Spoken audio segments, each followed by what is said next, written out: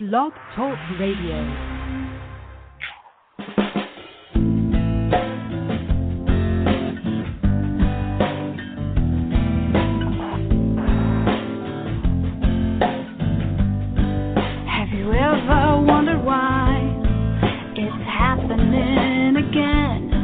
Welcome to MindShifters Radio with your co-host, the Forgiveness Doctor, Dr. Michael Ryce, and his wife, Jeanie. Michael and Jeanie share with you the wisdom of the ancient Aramaic internal process of forgiveness.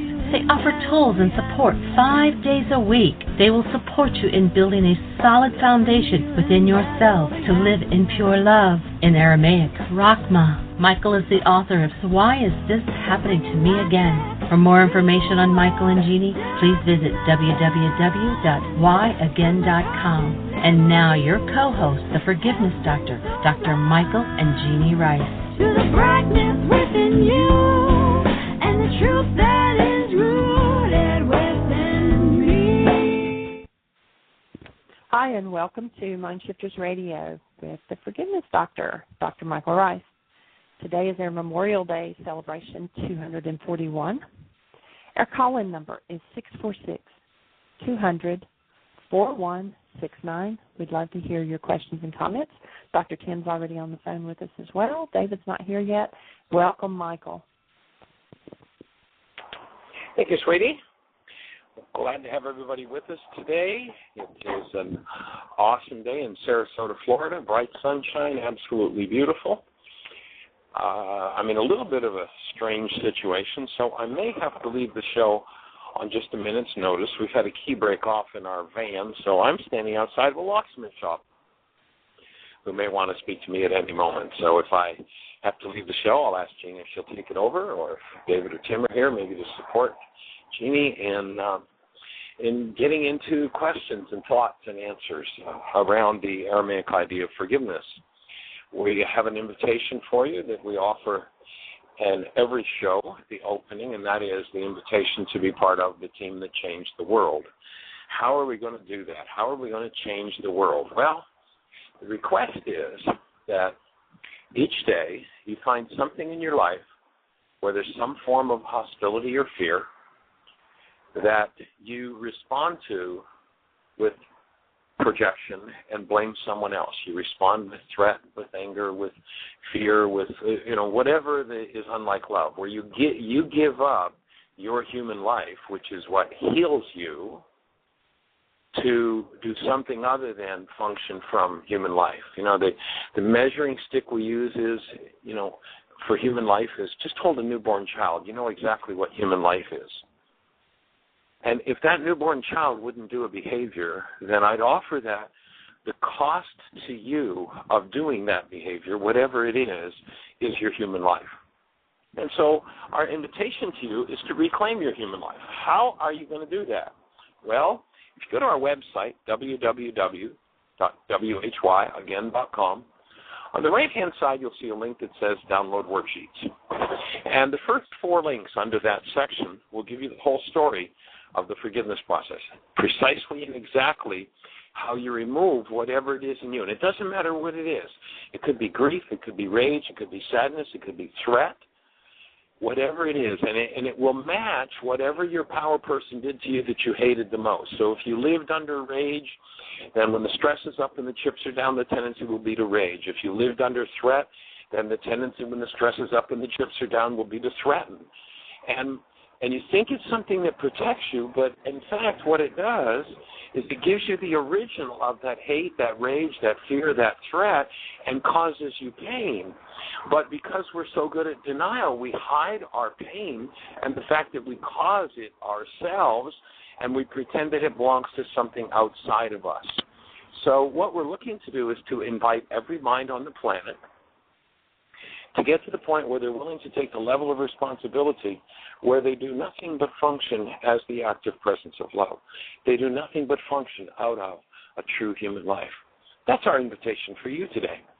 And so go to whyagain.com, right-hand side, download worksheets. You will find the whole story of exactly how to forgive. So, Jeanie, with that introduction, does anyone have any questions in the chat room, or do we have any callers? Of course, our phone-in number is 646-200-4169. If anybody has a question for us, we'd love to enter into a conversation with you and hear exactly how it is that we can support you. Wait. So, Jeanie, do we have anybody hanging out there? We've got several people in the chat room and on the radio, but nobody's got their hand up yet. Okay. Well, then, let's look at some of the principles. Again, our call-in number, 646-200-4169. We would love to hear your question. We'd love to enter into direct conversation with you. And if you're shy about that, we invite you to let go of your shyness. If you and I were in the room alone, would you have a question for me? If you had just been to a workshop and you had the chance to pull me aside, would you pull me aside and say, gee, Michael, what about this? Well, your question is everybody's question, and the gift that you give to everybody when you ask that question is that you get to give that answer to everybody. I don't know what your question is, but you do, and we invite you to please ask it. Give us the blessing. Give yourself the blessing of asking that question. 646-200-4169. Hit 1, and that will put you in the queue. Jeanie will know you want to talk to us, and she will turn your telephone on. So give us a call. Michael? Yes, sir. I just want to add to what you're saying with a concrete example. In the group last night, Tuesday night, we watched the video, and then we opened it for questions, and then we asked if anybody wanted to do a worksheet.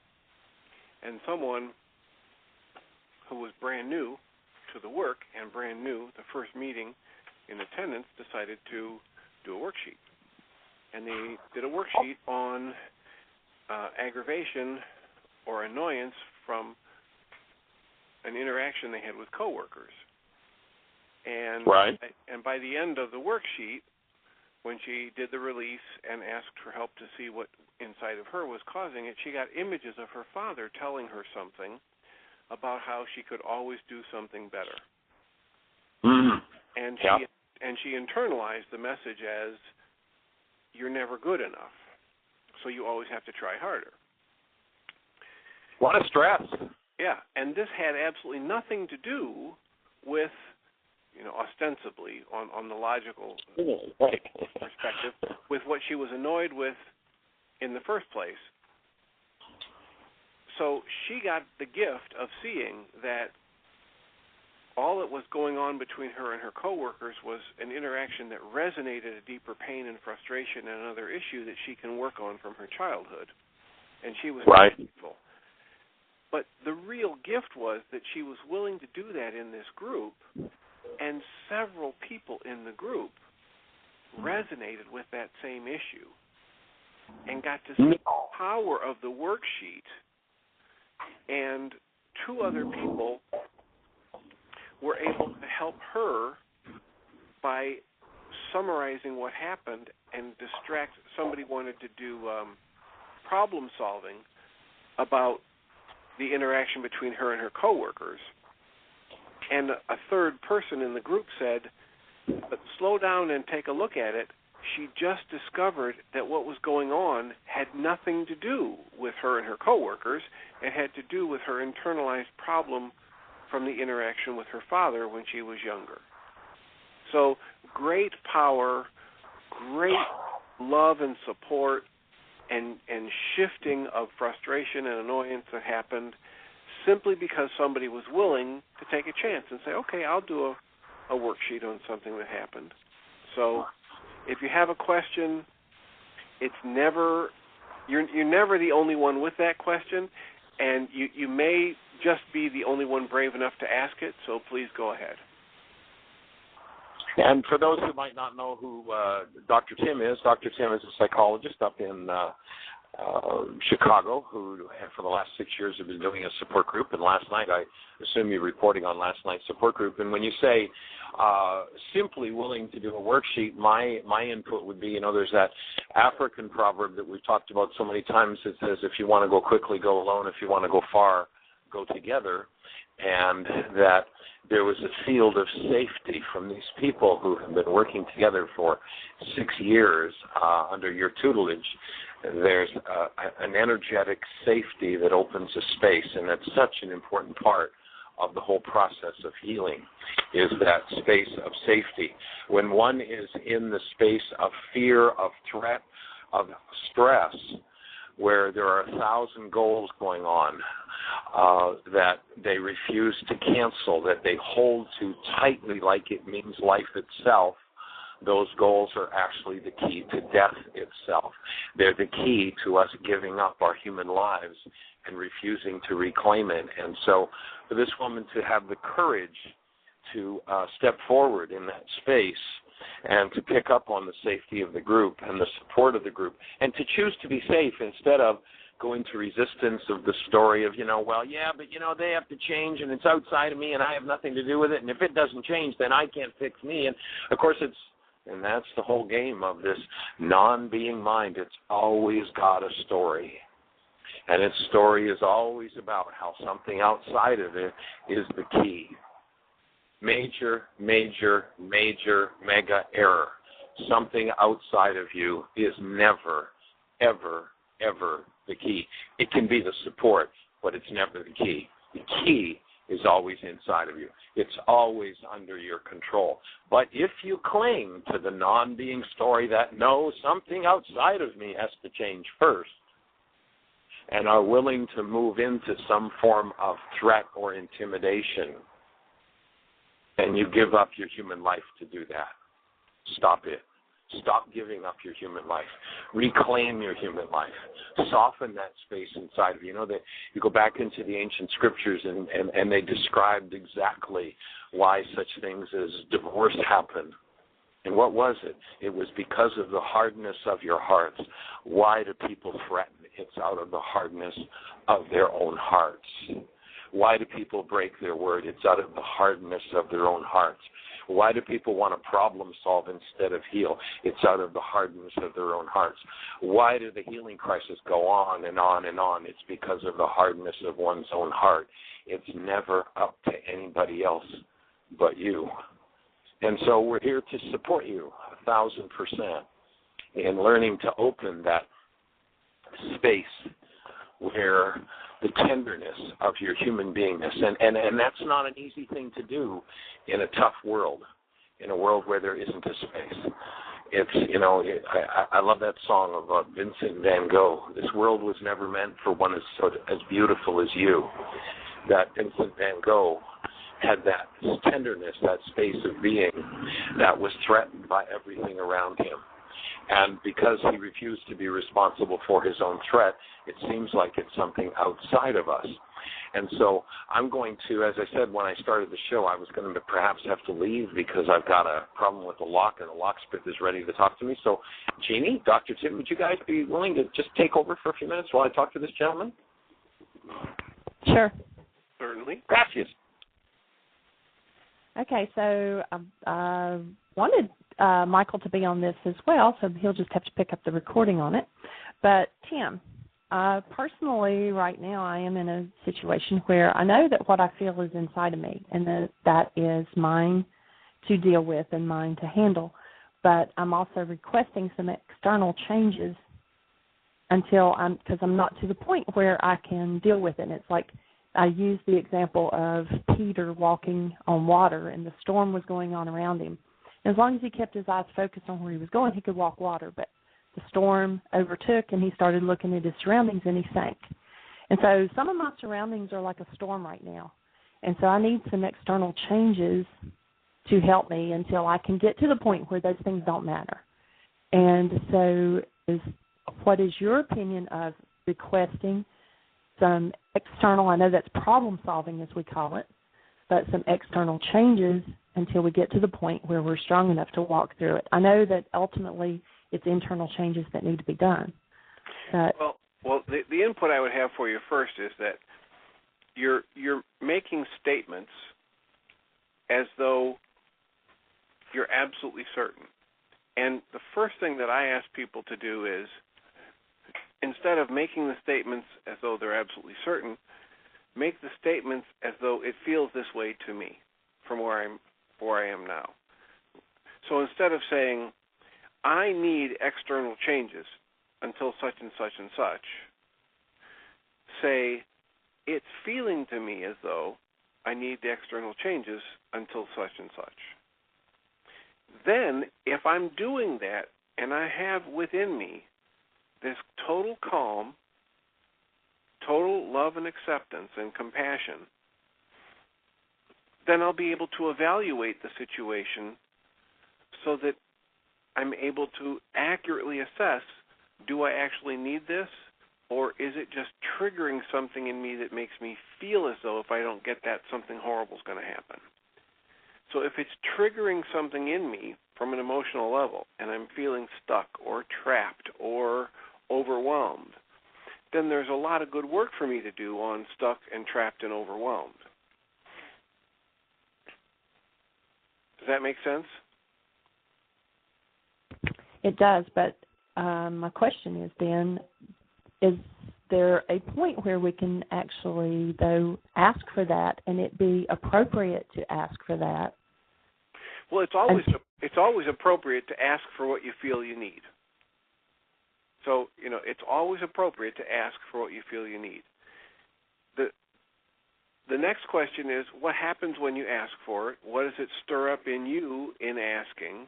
Have you been afraid to ask for it? Did you only ask for it after you agonized about it for, several hours or several weeks? If you were agonizing over it, then there's work to do about what prevented you from simply asking for what you felt you needed right away when you feel that comes up. So that's another thing, that work I can do. The other thing is, when I ask, what gets stirred up in me and in whoever I'm asking it from and in the relationship? If it's nothing but love and compassion and support, then there's no extra work to be done there. They're simply moving forward with, as you were talking here, the problem-solving or decision-making process. If there's any emotion that's less than love, then there's good work that can be done there. And sometimes it has to be done as the decisions are being made. And sometimes, if I've been stirred to anything less than love, at an intensity probably above a 5 on a scale of 0 to 10, then it's probably not a good idea to make those decisions right now, because my intelligence is obscured by the intensity of my emotions. It's taking me out of the space of, as Michael calls it, my human life and that space of love. And so there are a lot of factors here, and you would have to get better at reading what's the level of upset you're feeling when you ask for what you need, and it has to go to a negotiation instead of simply you instantly get everything you need. If you can go into the negotiation and still feel loving and feel supported and feel good about whoever you're negotiating with, then go ahead into the negotiations. But if you ask for what you feel you need and someone says, well, let's discuss this, and you're instantly triggered to feeling, this person doesn't respect me, they aren't listening to me, they're abandoning me, they don't really care about me. If any of those thoughts or emotions are coming up, then there's good work to do before you go on with the negotiations. Does that make sense? It does. So is anybody else out there been in a situation similar where you feel like something external is causing something internal and you have questions about how to handle it? We'd love to hear from you.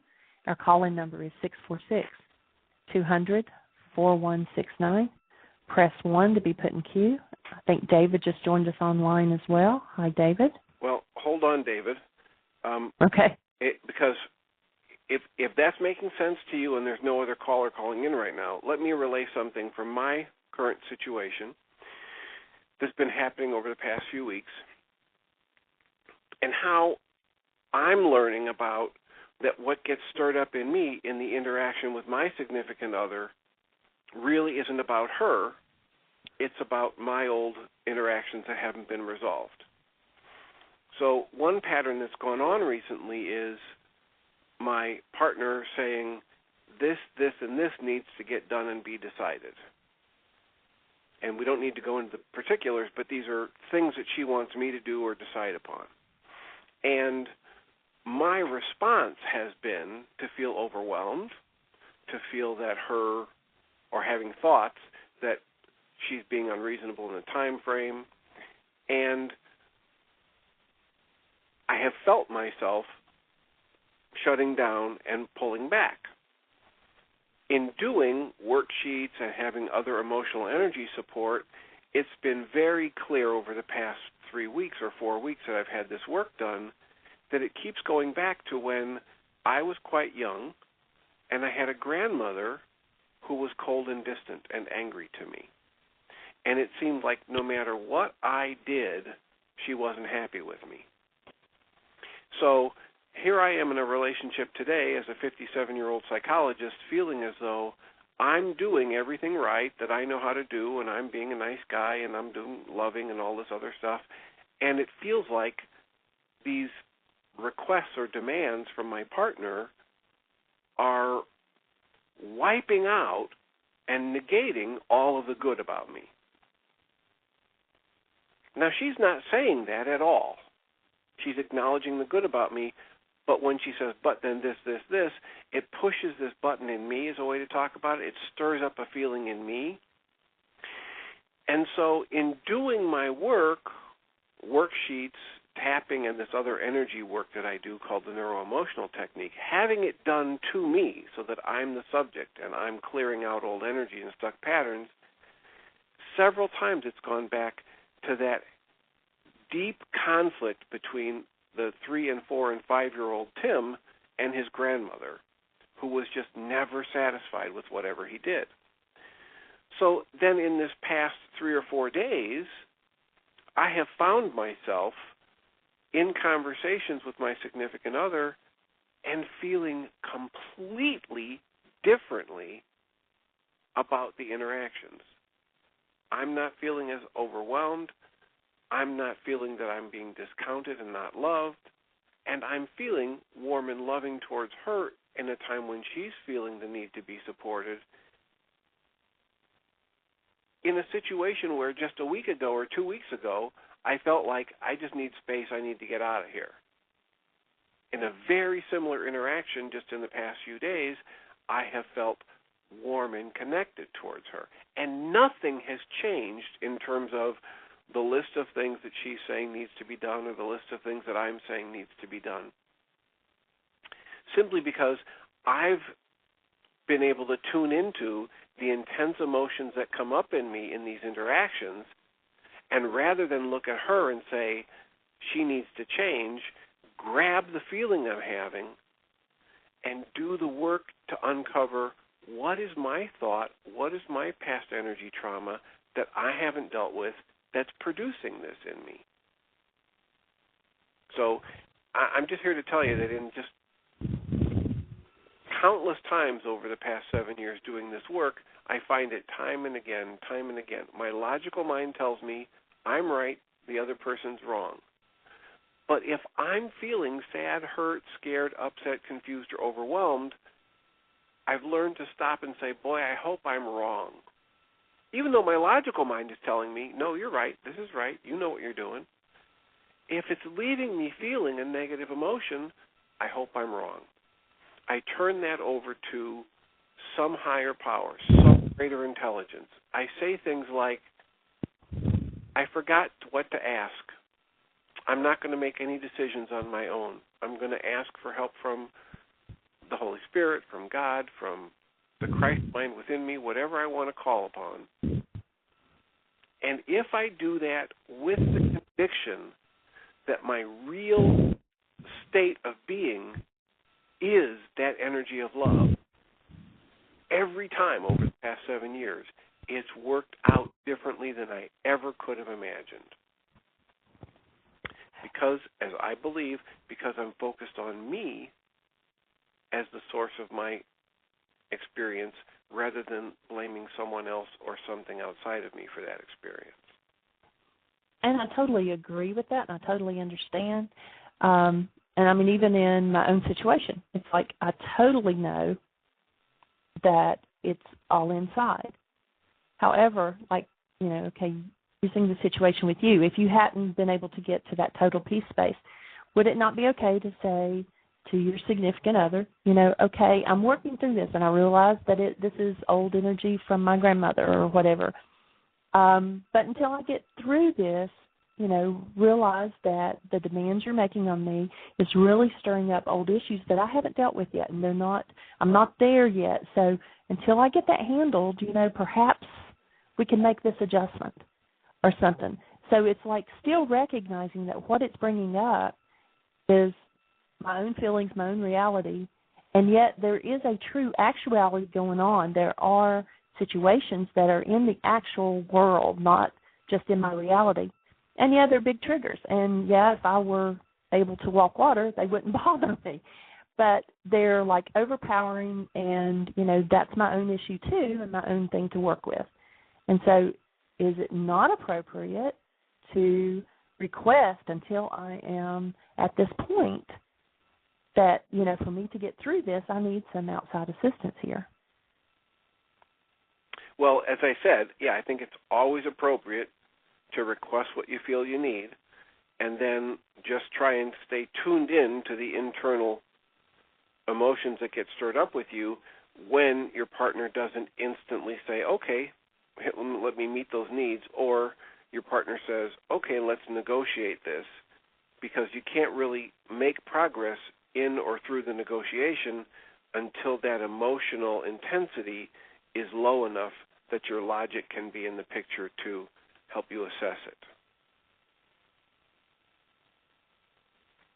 So yes, I think it's always appropriate to ask for what you feel you need, but also it's appropriate for me to do that, and it's also important for me to keep monitoring my emotional intensity level and understand anytime it gets up about a 5 or a 6, I need to call a timeout and lower that, work through that within me before I'm going to be able to negotiate well or communicate clearly or really take responsibility for what's going on inside of me and have all my faculties together in that decision-making process.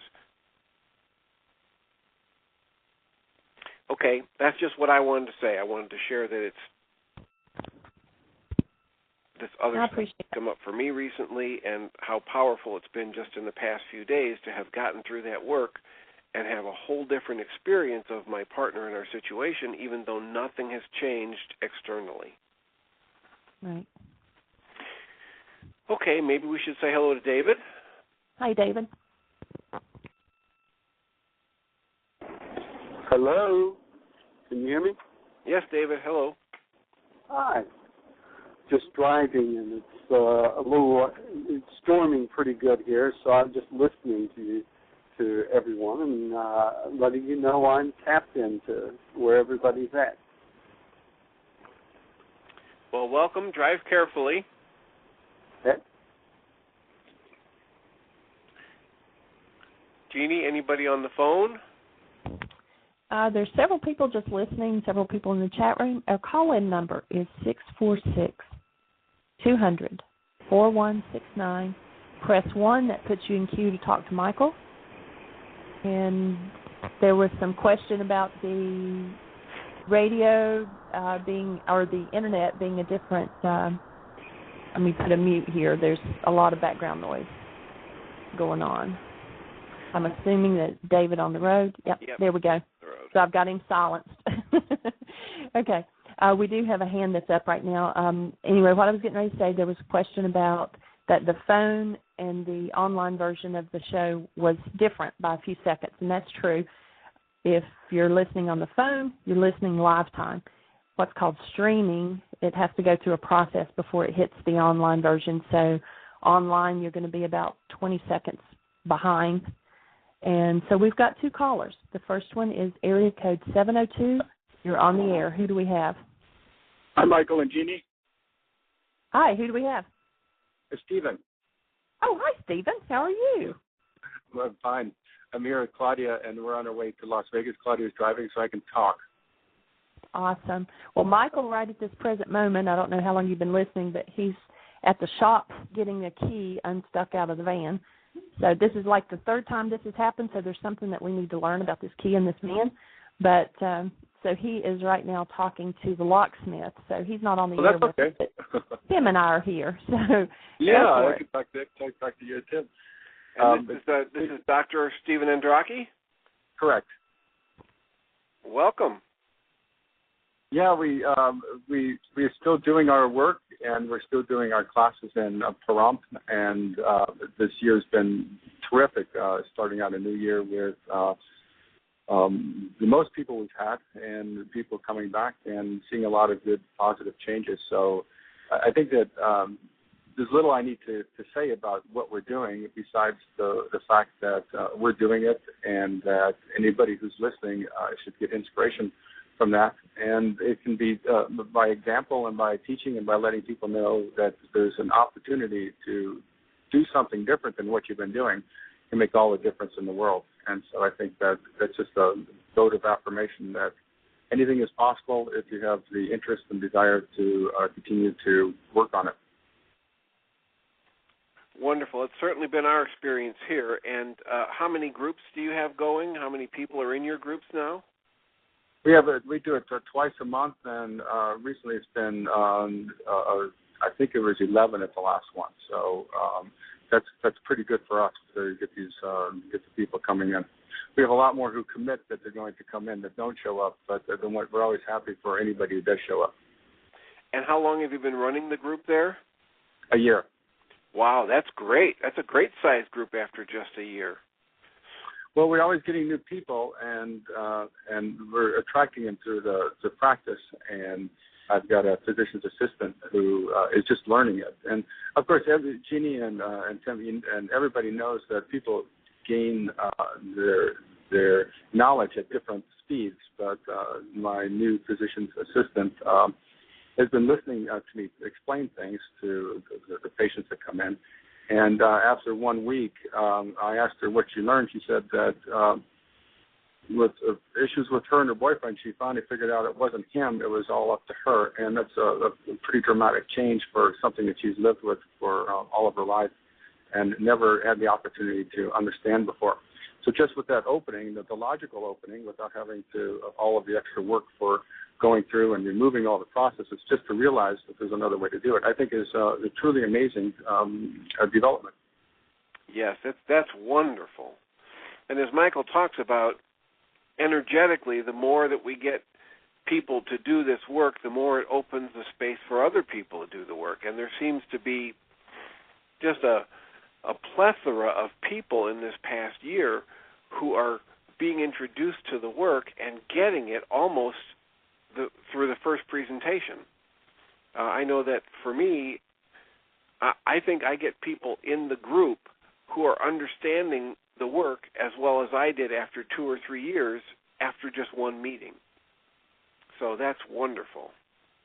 Yeah, we've seen some people who pick it up and other people who are resistant to it, but as long as they come back and see that there's a possibility to think something different, to react differently, and just starting with the logic that the door is open to continue to do the work and at their own speed and whatever they need to do. Yep, and we would support that, and we're just so pleased that you're willing to put in the time to keep the group going and create that opening and that opportunity for people.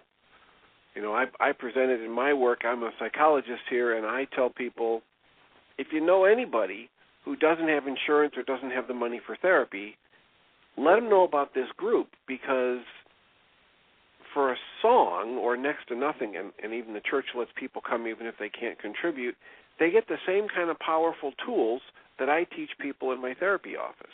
So it's a fabulous thing. Sure is, and of interest, NPR Radio, it was yesterday morning, they spoke about the SSRIs and how we really don't understand how these medications work, and there's no proof that they work. And they even mentioned that behavioral therapy, and this is some of the cognitive behavioral therapy, can be as effective. And I think that there's, with science backing up the fact that doing your own work without having to take a medication is an option for some people, and obviously some people aren't going to do it, like some people aren't going to diet and exercise and need to take medications. There's an opportunity for people to do some work and not need to take the medication and learn to feel better. Yeah, that was a fabulous report. The person who's been studying the idea that how an antidepressant can work if you put it in simple enough terms and give people a simple enough story about how it might work, just that helps them get better, which talks about the power of intention, the power of what they call the placebo effect, that Bruce Lipton likes to call the power of belief. And behind it, the science isn't there. There's no science that says that depression is caused by an absence of serotonin in the brain. It's the fact that some people have their depression lift if they take a medication that provides some more serotonin to the brain doesn't prove that the lack of serotonin is what caused the depression. And I'm constantly working with people trying to get them to understand that the outside events in my life, the way I've learned to interpret those events, and my body and brain chemistry, these three factors are always interacting. And without taking any medications, if I change my outside events dramatically, or they get changed for me, or I change the way I interpret them, I can have a dramatically different brain chemistry in moments, let alone years. So they're always interacting. And if I do the worksheets to clear out old beliefs and old traumas, you better believe my brain chemistry can change. Well, just somebody coming and asking for help is a certain move that a lot of people don't, and believing that any type of medical provider can give them some assistance means that they're on the first step, and then to know that they have an option to take a medication or to do something different just adds to that. Those people who don't even seek help, then hopefully the radio show and people who've had the experience can get them interested in just to bypass the need to come in and to ask for an antidepressant, to start to do the work that may make a dramatic difference. It's not to say that everybody should skirt the issues and problems. There's sometimes other things that we can do for people, but to have options available, and hopefully people who are listening to realize that is a great asset for their health and their mental health. Absolutely, and one of the hardest things for us to do as humans, at least in this culture, is to ask for help. And it's a huge first step, and it takes you farther than you could imagine just to say, okay, not only do I have a problem, but I'm willing to go ask for help, rather than just keeping the same pattern going and hoping for different results. I'm actually going to do something different. So, any other comments? Any other breakthroughs you've witnessed recently? No breakthrough. The other comment that is the most interesting to me is that people are always in the state of denial, especially even if they're coming in asking for help, and they have in their mind what they're looking for, and they sometimes don't want to look at anything else, and to say that they have no other issues to deal with, and that they don't have any unusual stresses in their life, and that continues to interest me. How our culture, I don't know if it's worldwide or if it's American culture or where it comes from, that say that, no, really, I don't have any real problems. I just need something to help me. And to get past that, sometimes it's the first major breakthrough for the person to say that, yeah, maybe there are things that I can look at and change and to make this start to move and get better. Yeah, that's certainly a tough one. It's if I can't admit I have a problem, then there really is nothing that can help me from the inside or the outside. Correct. So everything is going well. I always hope that there are people who are in the group that are listening, and I frequently tell them if they can't listen to go to the archives. It's a wonderful benefit that's set up to go 24 hours a day to go for inspiration and start to learn this. And it seems to be working well. We have a lot of people who have addiction to prescription medications that find this to be more favorable than Narcotics Anonymous, which is terrific that they do have an option to get some work done and to understand that they can control their thoughts and their motivations and why they have this. And that's been a very positive thing for the people who are participating and continue to participate. Excellent. And we had a couple callers on within the past week who have been exposed to and are building on the benefit of blending this set of tools and the reality management worksheet with a solid 12-step program and just boosting the effectiveness of both. Because when it's applied well, when it's understood well, the 12-step program has several fundamentals that are very much like the work that Michael and Jeanie are teaching.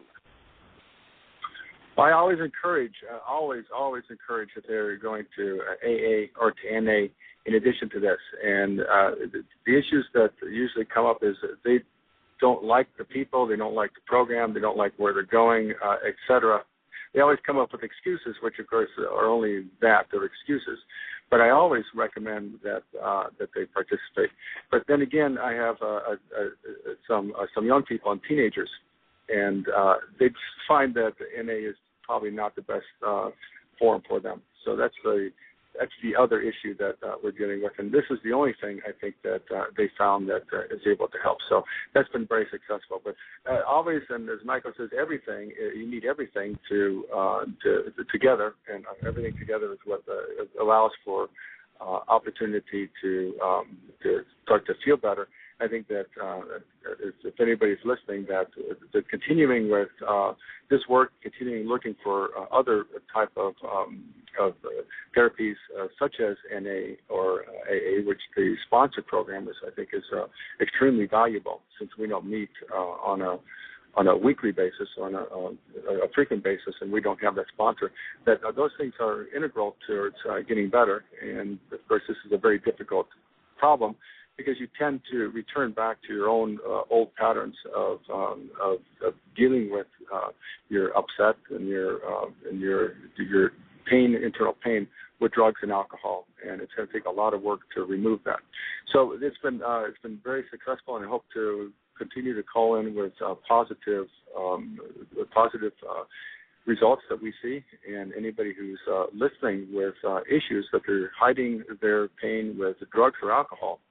And I can tell you for sure that you don't have to continue to feel that way. And listening to the show, and if you are listening, it's the greatest first step that you can do is to understand that there are options and opportunities for you, and to continue to participate, and you can start to feel better.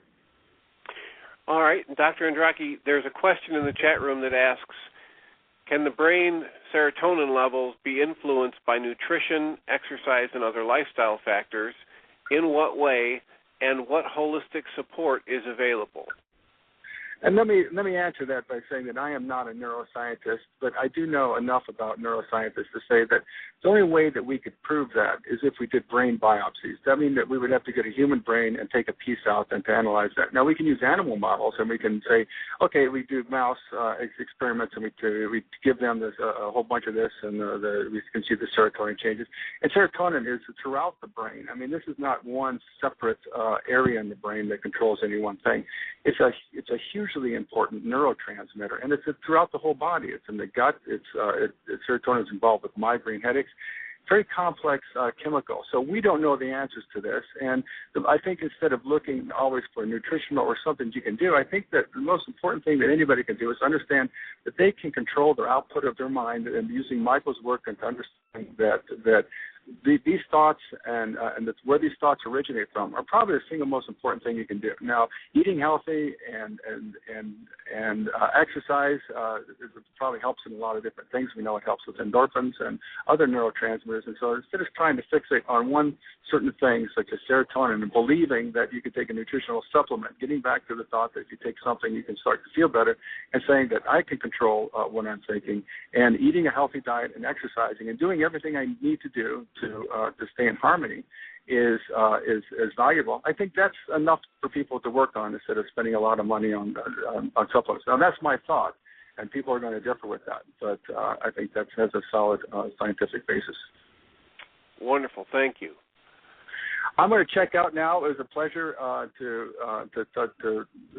hear Jeanie and you on the radio, and all my regards, and from Claudia to continuing the program. We're doing it here, and everybody who's listening, I think that deserves it's the satisfaction to know that they're on the right course, they can make changes, and that the willingness to continue to look at these things and to listen is all that's necessary to make dramatic improvements. Wonderful. Well, thank you so much for calling in. We look forward to the next time you're able to do that, and we greatly appreciate your effort, and we're holding you in a space of love, and wait anxiously for the next time you call in with a good report. Thank you. Love Thanks for everybody you. who's listening. Love to Thanks, you, Steve Jeanie. and Claudia. Thanks for calling in. Thank you. Bye-bye. Okay, we have two more callers on the air. All right. Area code 347. That's a New York number. Do we have Richard? Hello? No. Hi. Who we got? Hi. Is this Jeanie? It is. Oh, hi, Jeanie. Hi, Michael. This is Ramona. I'm from Brooklyn, New York. And I wanted to say that I worked in a mental institution for like 15 years. And no one talks about the side effects, because a lot of times when you take antidepressants, they can actually make you even more depressed. I mean, they have terrible, terrible side effects. And so the remedies, like the natural remedies, like changing your diet, and I think even like I know that depressed people close the blinds, like getting sunlight, having sunlight shine on you, open up the windows, things like that, little things make a big difference. The other thing that I wanted to mention was I think that I'm having success in doing my sheet, because I had a dream last night that I went to my dad's funeral, that I planned, like I was somehow helping to plan his funeral. But the fact of the matter is my dad passed away 10 years ago, and we had already planned his funeral. Just wanted to know, what did you think about that? Well, what I talk to people about when they have dreams is a variety of things. The first one is, how did you feel when you woke from the dream? I feel like somehow relieved, but I knew it meant something other than what was being played out in the dream, because my father passed away. So to plan his funeral, you know, on one level didn't make sense. But on another level, you know, well, it does. One of the things that we would do working with this would be to explore the feeling that you had about the different parts of the dream and about how you felt when you woke. And you just said you felt relieved.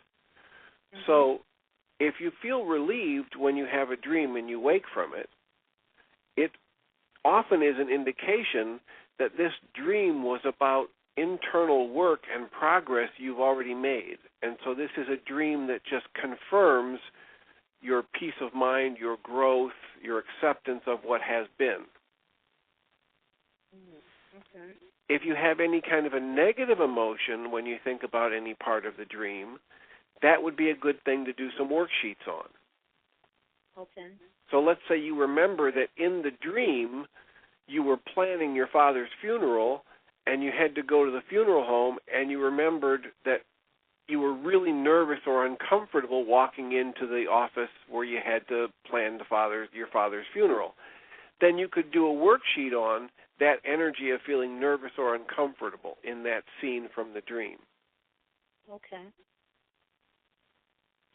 I mean, I thank you so much because, there were times when I had dreams and, they made me feel even more uncomfortable and more confused. But at least I know now I could take out a worksheet. You know what I mean? Absolutely. And remember, it's not the dream that's making you feel anything. It's that when a dream happens, it's stirring up the negative emotions you've already been carrying around with you. And when you take out a worksheet and dismantle those emotions and those energies and those thoughts, you move on and live your life that next day even lighter with less baggage. This is literally about putting down bags of garbage, negative emotions, and hurtful energies that we've carried around for years. Yes, yes. Go ahead. No, you go ahead. I was just going to ask if there's anything else we can support you with before we move on to the next caller. I would like to have someone to work with me, and I asked a couple of people, and they're like, yeah, sure, I'd be, that's something I'd be interested in, and I would like to work with you, but I don't think anything is going to come out of it because they don't know the work, and I don't really know the work. I'm doing the sheets, but I'm... Okay, well, there's two things. One is listen to the show more, go back and listen to archives. The other thing is there are people like Jeanie who do phone consults for people to work with them. Jeanie, are you there? I am. You can actually go to our website, and if you go to whyagain.com and then go down and click on Helpline, there are several of us that are listed on that. And you can tap in. It gives you our contact information and what you can do for private sessions. And then always, like Tim said on the show, we're here every day. You can call in as often as you want, ask your questions. And the big thing, too, is on our website, whyagain.com. That's WHYAGAIN.com. You can click on Download Worksheets, and there are 2 MP3s there, if you've not listened to them yet, of Michael actually walking someone through doing a worksheet. And he takes them step by step by step. And so you can print off a worksheet, and you can follow along, and you can see more precisely how it goes and how it works. And that'll help tremendously as well. Okay. Thanks so much. You're welcome. Thanks for calling. Bye-bye. Bye. Our next caller is area code 828. You're on the air. Hi there, Jeanie and Dr. Tim. This is Magdalena from Hi, Magda. Hi. I was really relating to what you were saying before, Jeanie, about wanting external circumstances to change until we can get to where, do our work enough so that it doesn't bother us. So I appreciated that discussion a lot. I also, mainly what I'm calling in for is to offer an example to all of the listeners who are either just beginning to use the worksheets or perhaps have not begun to use the worksheets yet. And it's in connection with what Tim said earlier about changing the brain chemistry, especially he was referring to depression in that case.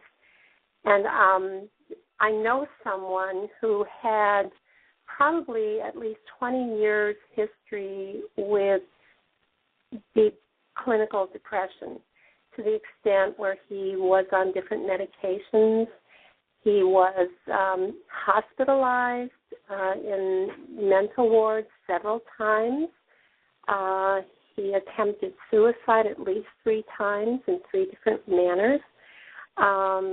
And he really did not, and, went through therapy and who knows what else. And when he began working with Michael's forgiveness material, that is when things began to change for him tremendously.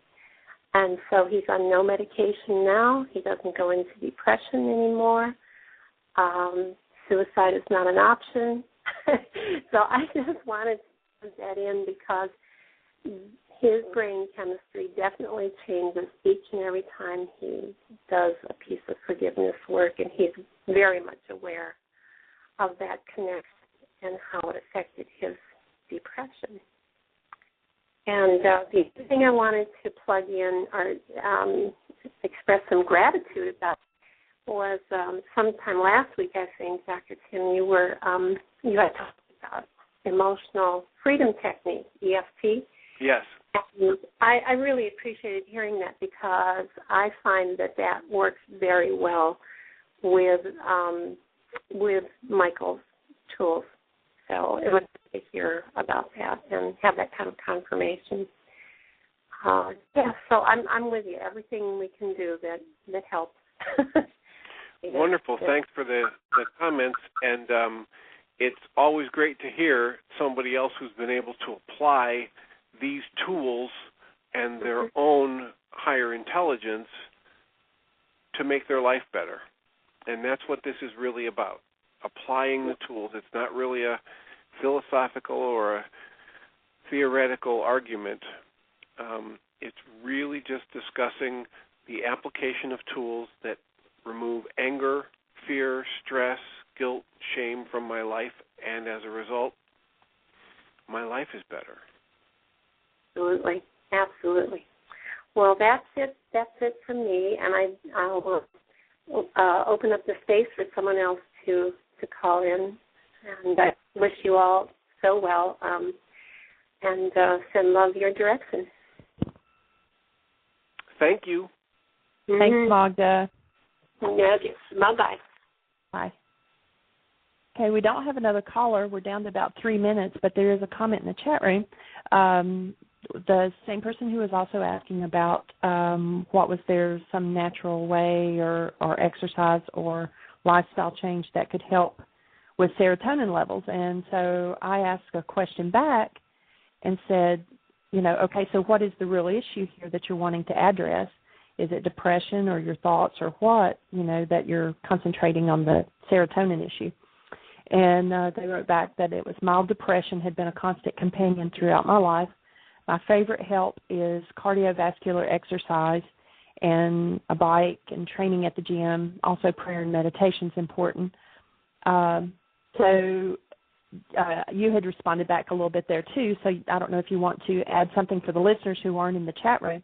All of these things are good, but sometimes can it not be a distraction to be busy doing other things instead of actually, like, told them my number one answer would be worksheets. There's also a support group in this person's area, so they could go to the support group and have support there as well. Yes, absolutely. Anything can be used as a tool for avoidance and denial. And for decades, even before I ran into Michael's work, I told people I never recommend somebody just go get medication. They always have to work on what's underneath this. What have I learned from my parents? What have I inherited? What bad traits do I have? What bad habits do I have that I can undo? The medication doesn't cure anything. The nutrition won't cure anything. If I have a stuck point in me, if I'm holding on to past traumas, if I've inherited from my parents and great-grandparents traumas and anxieties and depressions, good nutrition is like putting a cast on my arm. It doesn't heal the bone. It just provides the situation, the status in which the bone can heal itself. If all the right nutrients are there, if there aren't any emotional blocks to it, then the bone will heal. The same thing with taking a nutritional approach or doing an exercise routine. If I've got unresolved emotions and traumas within me, if I'm blaming other people for what I'm feeling, I won't get better. I won't heal. I won't strengthen. As soon as I stop exercising, I'll slip right back into it. And we can do that. That's our choice. So please, bring a friend tomorrow. Have the best year yet of your eternal life, and thank you all so much, everyone who was listening and everyone who called in. And thank you, Jeanie. It's an honor. Thank you, Tim. Bye-bye. Evolving, continue. Thank you for listening to MindShifters Radio with the Forgiveness Doctor, Dr. Michael Ryce, and his wife Jeanie, who present the internal Aramaic process of forgiveness. Michael and Jeanie are here every Monday through Friday on Earth Angels Radio. For more on Michael and Jeanie, please visit www.whyagain.com. That's www.whyagain.com.